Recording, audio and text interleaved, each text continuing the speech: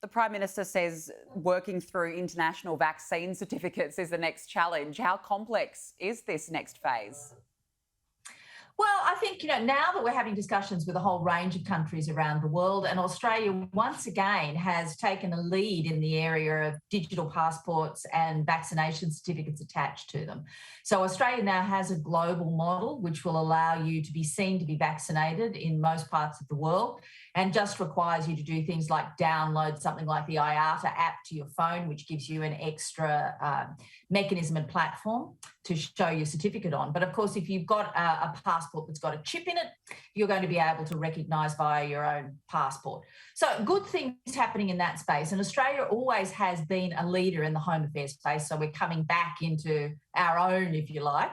But there's no getting away from it. Travel is going to be more complicated than it once was, and expect it to take quite a bit longer to get through airports, not necessarily here in Australia, but certainly overseas. When Heathrow first reopened, it was taking 6 hours just to get through check-in. Yeah, certainly research is the key, as you said. Let's look domestically now, Margy, because a number of states have now come out with their roadmap to reopening. Tasmania on board to reopen for December. Are domestic tourism operators now seeing the light at the end of the tunnel as we head towards the next lot of school holidays and Christmas? Well, look, I think there's very high demand for Christmas. I don't think there's any doubt about that. I think the issue for interstate travellers will be what's available, because destination agencies in every state have done a really great job of encouraging locals as far as possible to book within their own state. So getting some bookings is a critical first part of the puzzle. But on top of that, restoring customer confidence. Yes, there is huge demand, but there is still going to be a slight customer confidence point of view. And in addition to that, there's still so many businesses that are completely internationally exposed, and we're really not going to see those leisure travellers until the first part of next year, and in any volume, probably not till the middle of the year. So, the industry is better, but I wouldn't say we're fixed. We're a long way from fixed.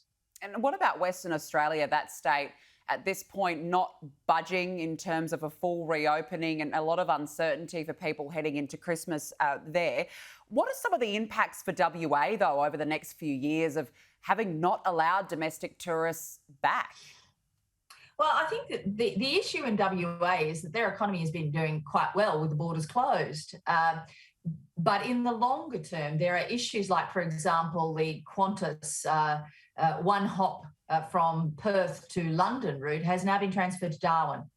Now, that's not going to be unique. There is going to be work to be done by the West Australians to get the aviation capacity back into Western Australia, and that doesn't just relate to tourism. The vast bulk of the perishable agricultural product in this country, high yield, so in the case of WA, probably lobsters, things like that, goes out of the country in the guts of a passenger jet. So not having sufficient aviation capacity impacts a whole range of sectors, not just tourism. And I do think there's also a bit of a confidence issue for Australian travellers. They're a bit wary about WA now in terms of how it might shut or how it might open or what the heck might happen. So it's going to take time for WA to woo people back, I think.